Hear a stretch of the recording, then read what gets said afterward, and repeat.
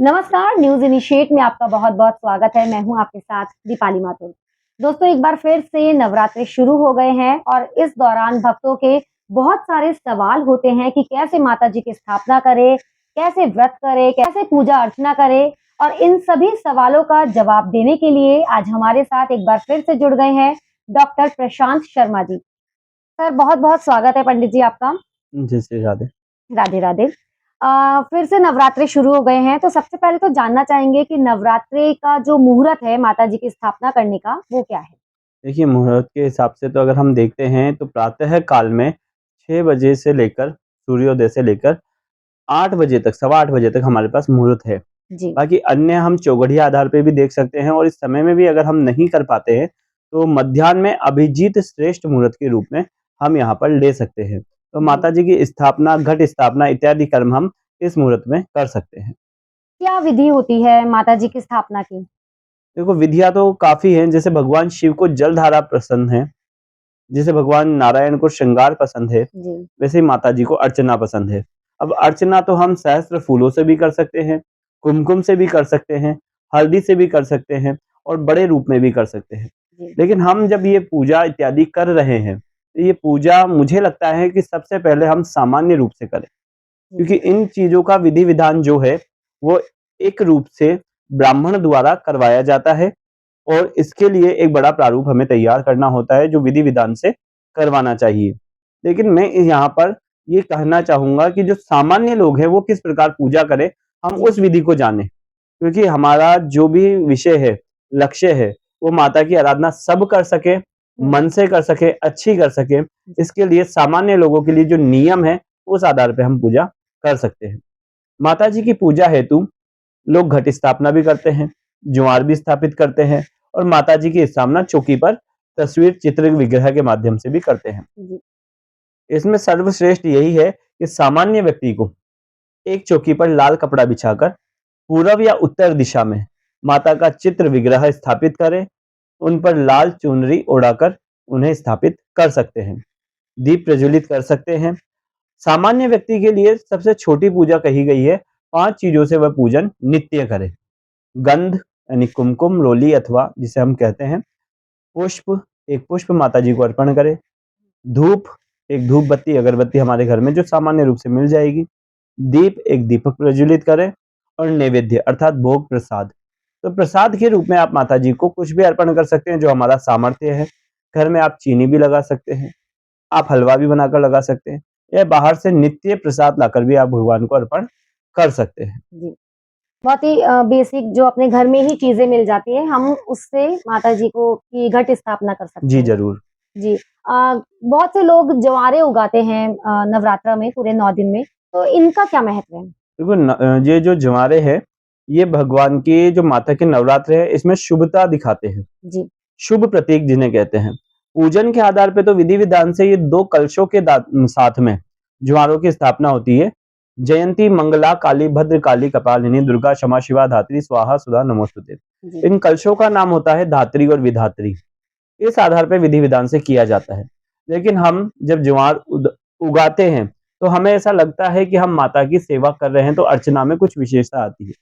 तो ये जो जयंती है, ये जो इनको जयंती कहा जाता है, जी, ज्वार को इत्यादि को, ये हमारे घर की वृद्धि को दर्शाते हैं। ये दर्शाते हैं हमारे घर में मंगल कार्य हो रहा है।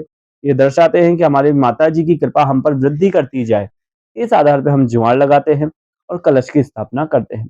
यदि हम ऐसा नहीं करते तो सामान्य पूजा में चित्र का जो मैंने आपको विग्रह बताया, इतनी भी पूजा हम करेंगे तो माता को वह प्रिय होगी और इनके साथ करेंगे तो वह अति प्रिय होगी। जी।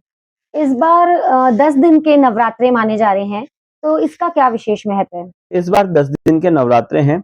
नवरात्रों में जब भी वृद्धि होती है, ये हमारी प्रकृति के लिए, हमारे लिए हमेशा शुभदायी होती है। प्रकृति अर्थात वर्षा का अच्छे रूप से होना, जो कि आपने अभी देखा ही चल है, ही इस बार रही है, वर्षा अच्छी बिल्कुल। हुई है। और धन-धान्य की वृद्धि होना मतलब खेती वगैरह अच्छी होना। लेकिन कहीं न कहीं अति के साथ में ये शुभता केवल धन-धान्य संबंधित और प्रकृति में वर्षा संबंधित होती है। अन्य विषयों में हमारे यहाँ पर क्या कारण होते हैं वो हमें ढूँढने होते हैं। नहीं तो कोई ये भी कह सकता है कि भई अत्यधिक वर्षा के आधार पे हमारे यहाँ तो प्रलय भी आ गया। बिल्कुल, हुँ। लेकिन वह कारण कुछ और होते हैं। माता की जो वृद्धि हुई है नवरात्रों की, ये केवल और केवल शुभ संकेत के लिए होती है। कौन थी 2 बार आ रही है इस बार तृतीया तिथि 2 बार आ रही है। तृतीया 2 बार आ रही है, तो दोनों ही दिन कौन-सी माताजी की देखो पूजा करनी पड़ेगी? प्रथमं शैलपुत्री च द्वितीयं ब्रह्मचारिणी तृतीयं चंद्रघंटेति कुष्मांडेति चतुर्थकम पंचमं स्कंदमातेति षष्ठम कात्यायनीति च सप्तमं कालरात्रीति महागौरीति च अष्टमम नवमं सिद्धिदात्री च नवदुर्गा प्रकीर्तिता। जी। ये 9 नाम माँ दुर्गा के 9 दिन की पूजा के हैं। लेकिन जिस दिन वृद्धि होती है, जिस तिथि की वृद्धि होती है, उन माता का हमें वृद्धि पूर्वक पूजन करना चाहिए। जैसे मैंने कहा तृतीयम चंद्र घंटेति, जो तीसरा नाम है वो चंद्र घंटा का है, तो चंद्र घंटा को 2 दिन 2 दिन पूजन करना पूजन। चाहिए। अच्छा, तो इसका क्या महत्व है कि 2 दिन चंद्र घंटा माताजी की अगर पूजा करेंगे तो क्या कुछ खास इसका फल मिलेगा? देखिए माता जी की तपस्या में जो भी रूप से आप पूजा करेंगे, वैसे तो सारे ही रूप ग्राह्य है, जी, लेकिन किसी एक रूप में अगर 2 तिथियां हैं, तो उन दोनों तिथियों पर माता जी को उस रूप में पूजना चाहिए। जी।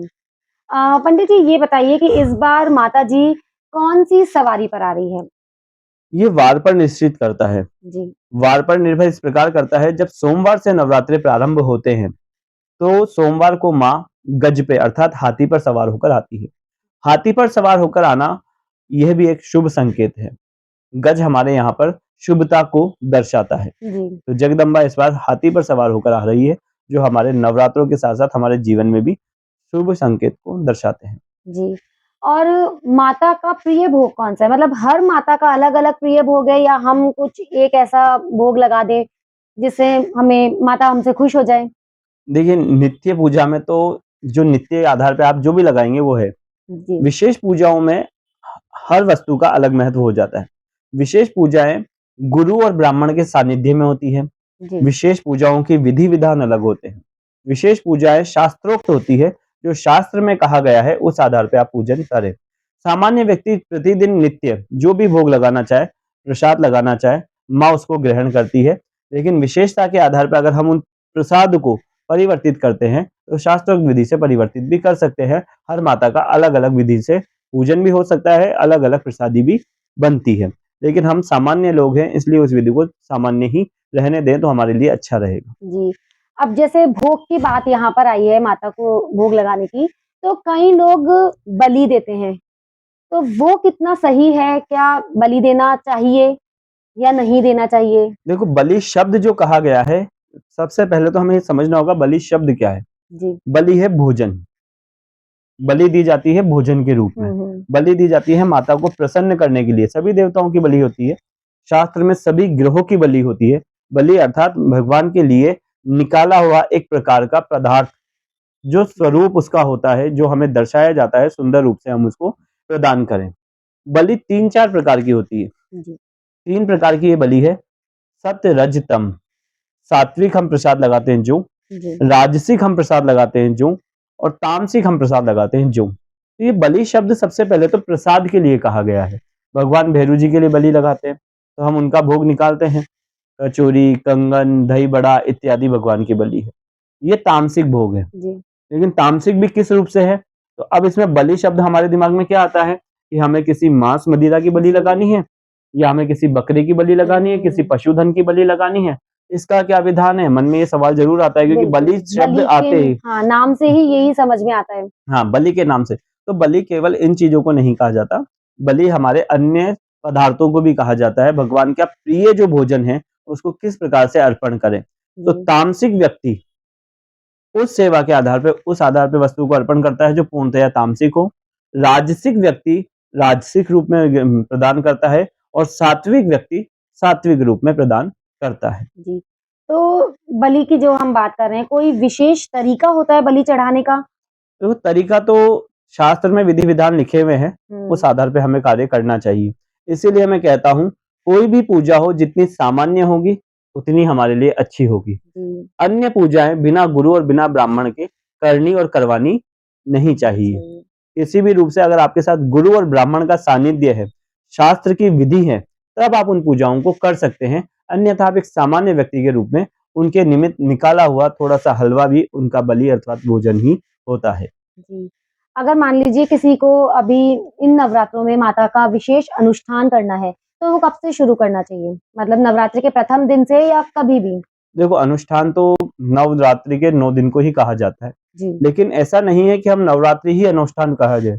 कई बार ऐसा होता है कि हम 3 दिन का अनुष्ठान करना चाहते हैं, हम 5 दिन का करना चाहते हैं, जिसकी जैसी व्यवस्था होती है वो वैसे ही करता है। जी। शास्त्र में ये नवरात्रि, रात्रि नहीं होता, रात्र होता है। जैसे अहोरात्र, पूरे दिन को अहोरात्र कहा जाता है, वैसे अच्छा। नवरात्र होता है। हम्म। अर्थात ये 9 दिन जो बने हैं, दिन रात मिलाकर ये जो बने हैं, ये तपस्या के लिए बने हैं। जी। इस समय में की गई तपस्या अत्यधिक फल प्रदान करती है।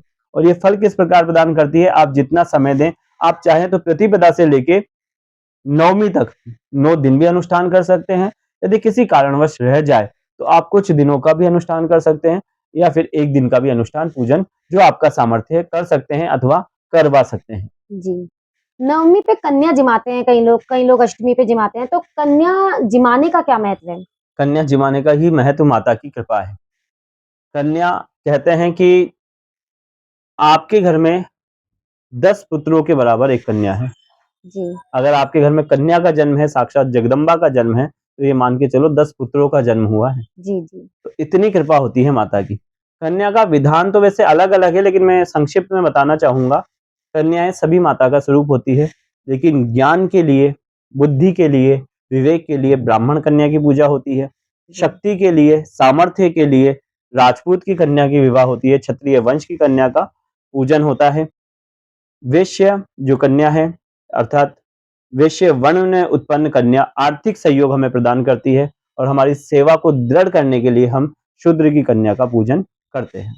अच्छा, तो इस मतलब प्रकार कन्याओं का भी ये महत्व होता है। शास्त्र में यह महत्व है, आगे सभी कन्याएं माता का स्वरूप है। हम आज के इस लोकाचार में सभी कन्याओं को बुलाकर पूजन करते हैं, जी। लेकिन शास्त्र में नियम है कि आप किस कार्य से कर रहे हैं वो। लेकिन अब सब भगवान से प्रेम करते हैं, माता से प्रेम करते हैं, इसलिए जातिगत पूजा नहीं करते।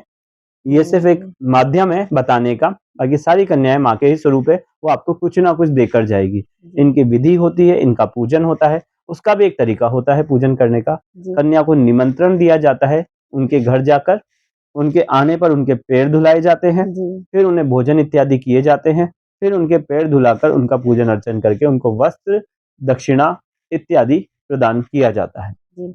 लेकिन जैसे पहले के ज़माने में आज भी कई लोग ऐसा ही करते हैं, कन्याओं को बाकायदा बिठा के जैसा कि अभी आपने बताया वैसे ही जिमाते हैं, दक्षिणा देते हैं। पर भाग-दौड़ भरी ज़िंदगी में कई लोग जिनको ऑफ़िस जाना होता है या टाइम नहीं होता, वो बाहर रास्ते चलते ही कन्याओं को कोई गिफ्ट दे देता है, कोई कुछ खाने को दे दिया, तो इसका भी कुछ फल मिलता है उनको, जी, ये ज़रूर, सही है? ज़रूर, सही है, बिल्कुल सही है। आपकी आराधना आपके समय और परिस्थिति को नहीं देखती। जी। अगर आपके मन में श्रद्धा और भाव है, तो वो समय और परिस्थिति नहीं देखती। आप अपनी माता के लिए, जगदम्बा के लिए, किसी भी रूप में, कैसे भी अगर आप कार्य धर्म का कर रहे हैं, तो धर्म धारण करने योग्य होता है, और माँ उसको देखती है, उसके निमित्त आपको फल निश्चित देती है। जी। नवरात्र में भैरू बाबा की पूजा का क्या महत्व है? देखो, नवरात्र जो मैंने पूर्व में भी आपको कहा, नवरात्र ये 9 दिन जो है, ये माँ की उपासना के लिए बने हैं। जी। केवल माँ की उपासना ना कहूँ, वैसे तो विशेषतः शास्त्र में उग्र देवताओं के लिए कही। जिनका उग्र स्वरूप होता है, उनकी आराधना हमें इसमें करनी चाहिए। इसलिए प्राचीन समय में जो हमारे ऋषि, मुनि, संत हुआ करते थे, जी। वे जंगलों में, पर्वतों पे एकांत में जाकर उपासना करते थे इन उग्र देवताओं को प्रसन्न करने हेतु। लेकिन ये नवरात्र जब अपने आप में विशेष है, तो ज़रूरी नहीं है आप उग्र देवताओं की आराधना करें। आप अपने इष्ट की, अपने भगवान की इन 9 दिनों में जो कि काफ़ी विशेष माने जाते हैं, उनकी आराधना कीजिए, वह सभी फलदायी होंगे। इसमें नवरात्रों में माता की भी पूजा होती है, हनुमान जी की भी पूजा होती है, भैरू जी की भी पूजा होती है। जी। आपके इष्ट को भी आप मना सकते हैं, वह किसी भी रूप में हो। जी। महिलाएँ पूरे 9 दिन के व्रत रखती हैं, बहुत सी महिलाएँ ऐसी होती हैं, लेकिन इस दौरान यदि मासिक धर्म से वो ग्रसित हो जाए या पीरियड्स आ जाए, तो ऐसे में उनकी पूजा, उनके व्रत का कोई फल मिलता है या कोई महत्व नहीं रहता है? देखिए, पूजा का फल हमेशा मिलता है। ऐसा नहीं है कि उनके द्वारा की गई तपस्या का कोई फल नहीं है। जी। लेकिन जो विधि है, जो शास्त्र के नियम है, उन्हें हमें सबको पालन करना चाहिए। अगर मासिक धर्म की ये व्यवस्था हो जाती है, किसी भी कारणवश, आपने जब तक पूजा की है, जब तक भाव से जैसा भी आपसे बन पाया आपने किया है, वो माता ग्रहण करती है, जी। आपकी उस तपस्या को ग्रहण करती है। लेकिन मासिक धर्म में जो नियम है, उन्हें हमें पालन करना चाहिए। हम पूजा पाठ नहीं कर सकते, हम करने में तो उनकी किसी भी वस्तु को स्पर्श नहीं कर सकते जी, और मासिक धर्म से जो छाया होती है, वह भी अशुभ मानी जाती है, तो हम नहीं चाहते कि हमारी माँ पर इस प्रकार की कोई भी सेवा और हमारी सेवा में कोई त्रुटि हो। लेकिन आपका भाव अगर सच्चा है, तो आप जहाँ भी हों, जिस भी अवस्था में हों, मानसिक रूप से माँ जगदम्बा का स्मरण कर सकती हैं। उदाहरण, आप नित्य मंदिर जाती हैं, जी, लेकिन 7 दिन अगर मंदिर नहीं जाती, तो वो क्रम टूटा हुआ नहीं मानते। उस 7 दिन बाद में जब आप पुनः मंदिर जाती है, तो वह क्रम वहीं से जुड़ा हुआ जाना जाता है। उस 7 दिन को भगवान नहीं गिनते स्त्री के लिए। ये जी, छूट क्यों दी? क्योंकि शास्त्र ने आपको अनुमति दी। शास्त्र बोलता है ये 7 दिन आप इस प्रकार का कार्य ना करो, तो आपका 7 दिन का गैप नहीं माना जाएगा। उस दौरान कई बार मन में उच्चाटन होता है कि हम क्या करें? हुँ, मन बिल्कुल, में ये रहता है कि हमारे साथ तो 7 दिन ये हो गया। तो उस दौरान आप भगवान को मन से दर्शन कर सकते हैं। उस दौरान यदि आप किसी मंदिर के बाहर जाकर उसकी चौखट, उसका स्तंभ या उसका झंडा दर्शन करते हैं दूर से, तो वह जी, साक्षात नारायण के दर्शन के बराबर ही माना जाता है। जी। तो मतलब इस दौरान उन मंदिर के अंदर नहीं जा सकते और माता की या भगवान की किसी भी चीज़ को छूना गलत है। जी, ज़रूर गलत है। मानसिक रूप से आप उपासना कर सकते हैं। मन में आप उनका उच्चारण कर सकते हैं। जी, जी। लेकिन कामाख्या माता तो इसी की देवी है। तो माँ है ना वो, अपन जी। थोड़ी है। भई माँ बिल्कुल। कामाख्या है। हम इंसान हैं, हम हुँ, देव नहीं हैं। माँ कामाख्या का जो स्वरूप है, जो इसी चीज़ की देवी है, ये सुनने में तो सबको ये लगता है कि माँ जब कामाख्या के वहाँ पर रजस्वला हुई, वहाँ से रक्त प्रवाह हो रहा है, उस अंग से रक्त प्रवाह हो रहा है और जी, उसकी आराधना होती है, तो हम ऐसा क्यों नहीं कर सकते? जी, तो आपने ऐसी कोई तपस्या नहीं की, आप जगदम्बा नहीं हैं, वो जगदम्बा जगजननी है। जी, उनके तो नख की भी पूजा होगी, उनके तो केश की भी पूजा होगी, उनके तो शीश की भी पूजा होगी और उनके गुप्तांग की भी पूजा होगी। तो जी, वो तो माँ है, हम माँ और देवता नहीं हैं। उनकी पूजा तो हमारी बनती है। हम उनके जितना चमत्कार और इस जीवन को नहीं जी सकते। हुँ, तो माँ की आराधना है वो। जी, बिल्कुल। व्रत के दौरान कई लोग जैसे सैगार का तो होता है कि कर सकते हैं, है ना? लेकिन कई लोगों का ये होता है कि सैगार करते हैं लेकिन बार-बार करते हैं। तो ये कहाँ तक ठीक है? ये गलत है, ये बिल्कुल गलत है। उपासना जितनी आपसे हो आप उतनी कीजिए। जी, फलाहार का मतलब होता है कि केवल फल का आहार, कि मैं केवल फल का आहार करूँ। और हो सकता है उपासना इतनी अच्छी आप करें कि केवल एक बार फल का आहार करें। जी, अब व्रत क्या होता है पहले तो हमें ये विषय समझना चाहिए। व्रत होता है कि जब हम कोई भी कार्य करते हैं तो हम ये सोचें कि हम 9 दिन तक ये कार्य ना करेंगे। जिस चीज़ के लिए हम संकल्पित हो जाएँ, जिस चीज़ के लिए हम बंध जाएँ, वही आपका व्रत हो जाता है। कोई व्यक्ति कह दे मैं 9 दिन चप्पल नहीं पहनूँगा, तो वो उसने भी क्या व्रत किया? चप्पल चप्पल नहीं नहीं है, वो पहनेगा। व्रत में ही किसी काउंट ने होगा। कहा मैं 9 दिन अन्न ग्रहण नहीं करूँगा, जी, तो उसने अन्न ग्रहण नहीं किया, अन्य वस्तु ग्रहण कर रहा है। किसी ने कहा कि मैं केवल फलाहार करूँगा, तो केवल वो फल का आहार 9 दिन करें। किसी ने कहा कि मैं 9 दिन इस प्रकार का कोई कर्म ना करूँ। तो आप पर निर्भर करता है आप व्रत किस प्रकार का कर रहे हैं। जी, मतलब भूखा रहना ही ज़रूरी नहीं है। भूखा रहना, वो तो क्योंकि आपने अन्न का त्याग करके व्रत कर लिया ना, अन्न का जी, त्याग भी जी। आपने फल किया। लेकिन व्रत के नाम से तो सबकी मानसिक अभी यही है कि भूखा रहने का मतलब व्रत है। नहीं, इसको समझना अधिकतर चाहिए, लोग इसको यही कहते हैं सोचते हैं। उपवास। जी, भगवान के पास रहने के लिए, उप यानी समीप, वास यानी रहने के लिए। भगवान के समीप रहने के लिए, इस मन को, चित्त को एकाग्र करने के लिए, जो हमेशा चंचल रहता है, इसके लिए अन्न त्याग करना चाहिए और फिर भगवान की आराधना करनी चाहिए। जी, अन्न त्याग करने से मन चित्त रहता है एकाग्र और जी, हम भगवान की आराधना आसानी से कर पाएँ। इसलिए अन्न को त्याग करना ही उपवास कहलाता है। जी। व्रत के भी कुछ विशेष नियम होते हैं, जैसे अगर अपन नवरात्रि के 9 दिन की बात करें, तो इस दौरान व्रत के कोई विशेष नियम भक्तों के लिए? नियम तो सिर्फ़ यही है कि आप भगवान की आराधना करें मन से, सारी नकारात्मक ऊर्जाएँ हटा दें। व्रत आप करें, अगर अन्न छोड़ने का करें तो उससे अच्छा होगा कि आप किसी बुराई को छोड़ने का व्रत करें। आपके अंदर अगर कोई चीज़ ऐसी है जो आपको लगती है बुरी है, तो उसको छोड़ने का व्रत करें कि हे माँ, मैं तेरे लिए आज से ये चीज़ छोड़ता हूँ। तो ये व्रत उस व्रत से 4 गुना ज़्यादा फलदायी हो जाएगा। जी। पंडित जी, नवरात्रि में भक्तों के लिए कोई विशेष खास संदेश कि किस तरह से माता को प्रसन्न कर सकते हैं? माँ जगदम्बा आपकी आत्मा और इंद्रियों की शक्ति है। किसी भी प्रकार की मानसिक तनाव अंदर से इंसान को कुंठित करता है। उसकी इंद्रियां कमजोर होती है, उसकी मन की शक्ति कमजोर होती है। इन सब के लिए सामर्थ्य रखती है जगदम्बा। ये जो शरीर है, ये भगवान शिव को और ये जो शक्ति है ये हमारी इंद्रियों को दर्शाता है। तो शिव और शरीर शक्ति का ये जो स्वरूप हम लेकर चल रहे हैं, इसमें हमारी इंद्रियां, ये जो वक्त चल रहा है कली काल का, ये बड़ा ही दुष्प्रभावी है। ये मन को नियंत्रित नहीं रहने देता, ये हमें भगवान से दूर करता है। तो इन सब की आराधना का जो ये समय दिया गया है, ये बड़ा विशेष समय है। इसमें आप पूजा अर्चना जो भी आपका सामर्थ्य है उस आधार पे कीजिए। सामान्य रहिए, सामान्य रूप से भगवान का पूजन कीजिए, ये आपके लिए फलदायी होगा। जय श्री राधे। जय श्री